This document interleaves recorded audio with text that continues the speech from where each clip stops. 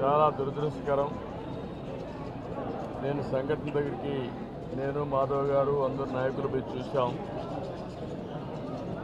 హృదయ విదారకమైనటువంటి సంఘటన. అది చూసినప్పుడు చాలా బాధ కలిగింది. ఈ సంఘటన మొత్తం కలిసి ఇప్పటికి 20 మంది చనిపోయే పరిస్థితికి వచ్చారు. 9 మంది హాస్పిటల్లో చేరి క్రిటికల్గా ఉన్నారు. 2 సేఫ్గా ఉన్నారు. మొత్తం కలిసి 31 మంది. ఇందులో చాలామంది వీకర్ సెక్షన్స్ ఎక్కువ ఉన్నారు. అందులో కూడా ఎస్సీలు అయితే దగ్గర 12 మంది ఎస్సీలు ఉన్నారు. ఒక 9 మంది మహిళలు ఉన్నారు. ఇప్పుడు వాళ్ళని లోపల కూడా పరామర్శించాం. చాలామంది పేదరికం, ఏదో కూలి పని చేసుకొని ఇల్లు గడపాలనే పరిస్థితి. అవన్నీ కూడా చూసిన తర్వాత జరిగిన సంఘటన పైన చాలా ప్రభుత్వం సీరియస్గా తీసుకుంటున్నాం. ఈ సంఘటన ఇటీవల ఒక సంఘటన జరిగింది. దానిపైన ఒక ఎంక్వైరీ చేశాం. ఎంక్వైరీ రిపోర్ట్ కూడా పంపించాం. యాక్షన్ తీసుకోమని చెప్పిన తర్వాత రెండో సంఘటన జరిగింది. ప్రభుత్వం ఫర్మ్గా ఉండి రాబోయే రోజుల్లో ఇలాంటి పునరావృతం కాకుండా చూడడానికి అన్ని విధాల యాక్షన్ తీసుకుంటాం. ఈ సంఘటన ఎంక్వైరీ చేసి అందరికీ అకౌంటబిలిటీ ఫిక్స్ చేస్తాం. ఎవరెవరు ల్యాబ్సెస్ ఉన్నాయి, ఎక్కడెక్కడ ల్యాబ్సెస్ ఉన్నాయి అన్నీ కూడా ఫిక్స్ చేస్తాం.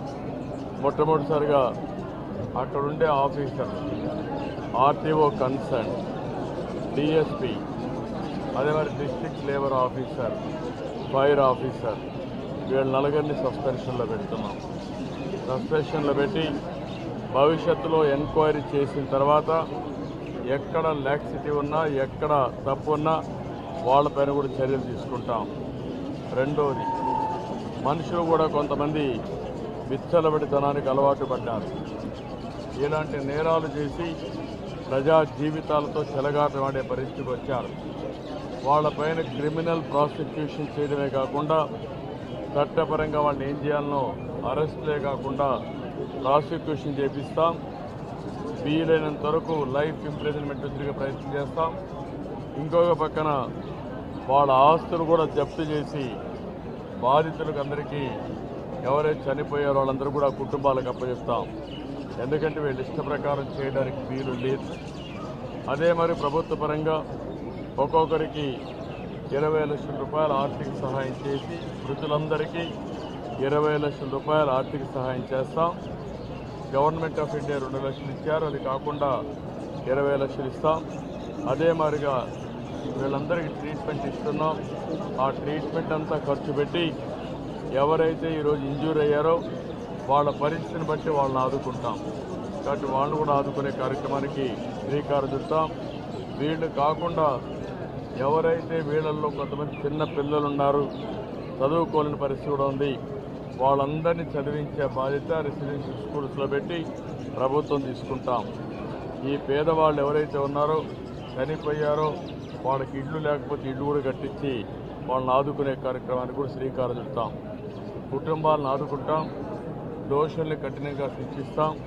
ల్యాబ్సెస్ అన్ని పునరావృతం కాకుండా ఫర్మ్గా యాక్ట్ చేసి అన్ని విధాల ముందుకు పోతానని తెలియజేసుకుంటూ నేను ఆ కుటుంబ సభ్యులు తేలేం కానీ ఆ కుటుంబాలను ఆదుకోవడానికి అన్ని విధాలా సహకరిస్తాం.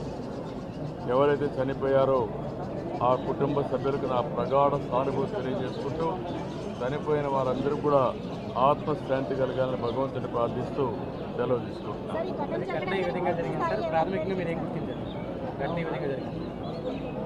ప్రాథమికంగా నాకు అనిపించింది, ఎవరైతే ఆపరేటర్ ఉన్నాడో ఇక్కడ వెళ్ళి చేశాడో వాళ్ళకి ఆర్డర్స్ రావడం, ఆర్డర్స్ వచ్చినప్పుడు మనుషులు తీసుకొచ్చి చేయడం, సరైన ప్రికాషన్స్ తీసుకోలేదు.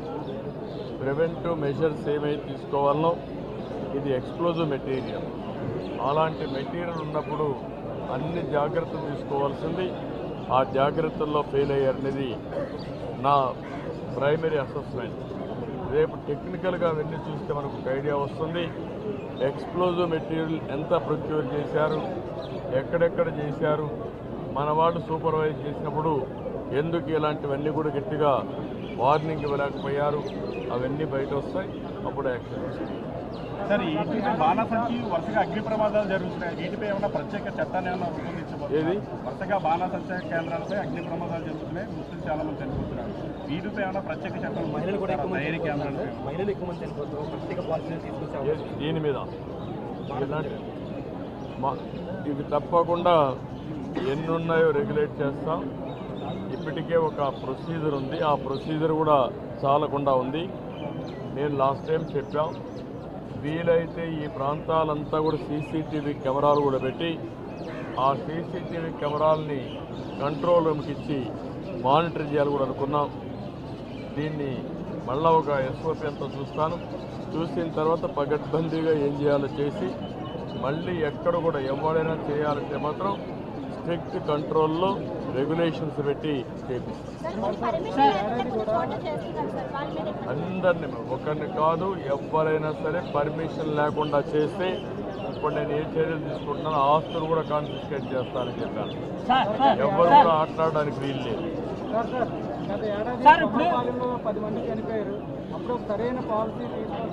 అప్పుడు కూడా తీసుకొచ్చాం, ఆ పాలసీ కూడా సర్క్యులేట్ చేసాం. అందుకే నేను ఇప్పుడు సమీక్ష చేసి ఎక్కడెక్కడ తప్పులు జరిగాయో అవన్నీ కూడా ఎగ్జామిన్ చేసి యాక్షన్. కొంత సీరియస్గానే ఉంది, క్రిటికల్గా ఉన్నారు, క్లోజ్గా మానిటర్ చేస్తాం అన్ని చర్యలు. సార్ ఇప్పుడు ప్రమాదం అని తెలుసు, ప్రాణాలు పోతాయని తెలుసు, అయినా పేదలే ఈ వృత్తిలోకి వెళ్ళడం కారణం ఏంటి? అంటే మనం గుర్తుపెట్టుకోవాల్సింది, ఇక్కడ వాళ్ళు ఓవర్ ఏ పీరియడ్ టైం అలవాటయ్యారు. ఇప్పుడు నేను అక్కడ మాట్లాడాను, కొంతమంది పిల్లలు చెప్తున్నారు మాకు ఊహ వచ్చినప్పటి నుంచి ఈ పనే చేస్తున్నారు, కొంతమంది 8-10 ఏళ్ళ నుంచి చేస్తున్నారు. అదే మరి కొంతమంది అయితే భార్య భర్త ఇద్దరు కూడా పోయిన ఉన్నారు. ఇలాంటివి అనేక సంఘటనలు మనం చూసినప్పుడు వాళ్ళకి ఇక్కడ 10 రూపాయలు ఎక్కువ వస్తుంది కాబట్టి అదొకటి ఉండొచ్చు, వాళ్ళ అవసరాలు బట్టి ఆ టెక్నిక్ నేర్చుకున్నారు కాబట్టి ఎక్కడ ఉంటే అక్కడ పనిచేసే పరిస్థితికి వచ్చారు. అంటే వాళ్ళు పొద్దుస్తమాను పని చేస్తే 700 నుంచి 800 మాత్రమే ఇస్తున్నారు, అదే బయట కూలికి వెళ్తే 1000 రూపాయలు ఇస్తున్నారు. అంటే నువ్వు అంటున్నావు కానీ వాళ్ళకి ఆ పని దొరకలేదు, ఈ పని దొరికింది అంటున్నారు. అది మనం 700 రూపాయలు ఎక్కువ అనేది వాళ్ళ ఉద్దేశం, మాకు ఆ 700 అక్కడ వస్తుంది, అదే నరేగాకపోతే 300 వస్తుంది. ఉపాధి లేకుండా చెప్పారు. ఇప్పుడు ఏంటంటే వ్యవసాయంలో పనులు లేవు అనేది ఒకటి, వాళ్ళేమంటారా రైతులు మాకు కూలీలు దొరకడం లేదు వాళ్ళకి.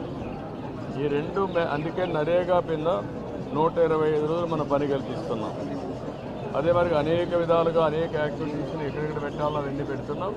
ఇంకా ఇవన్నీ వాచ్ చేస్తాం. ఎంప్లాయ్మెంట్ ఇప్పుడు గవర్నమెంట్ ఇవ్వాల్సిన సబ్సిడీస్ అన్నీ ఇస్తున్నాం. వేరే సూపర్ 6 కానీ అన్ని కుటుంబాలకు ఆదుకునే కార్యక్రమం ఉంది. ఇది కూడా ఏ విధంగా ఉపాధి కల్పిస్తే లేదు, ఇంకా దొరకలేదు.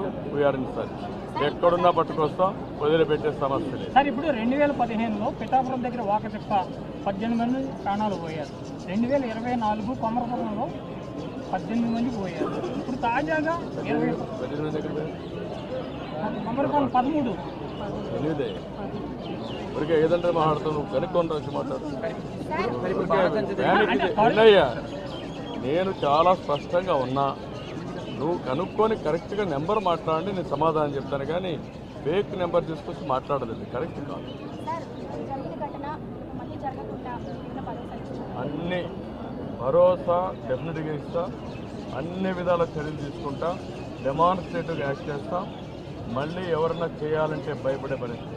సార్ ఇప్పుడు వైసీపీ ప్రభుత్వంలోనూ పర్మిషన్ వచ్చిందంట కదా సార్, అప్పుడు ఎంఆర్ఓని కూడా ప్రెజర్ చేసి ఒత్తిడి చేసి గతంలో పర్మిషన్ ఇచ్చారు. నేను అందుకనే అవన్నీ ఇప్పుడు నేను చెప్పడం లేదు. పర్మిషన్ అప్పుడు వచ్చింది, 2028 వరకు పర్మిషన్ ఉంది, 27, 28 వరకు పర్మిషన్ ఉంది. అవన్నీ కూడా డీటెయిల్స్ ఉన్నాయి, అన్నీ ఎంక్వైరీ చేసి విల్ టేక్ ఫర్ బ్యాక్.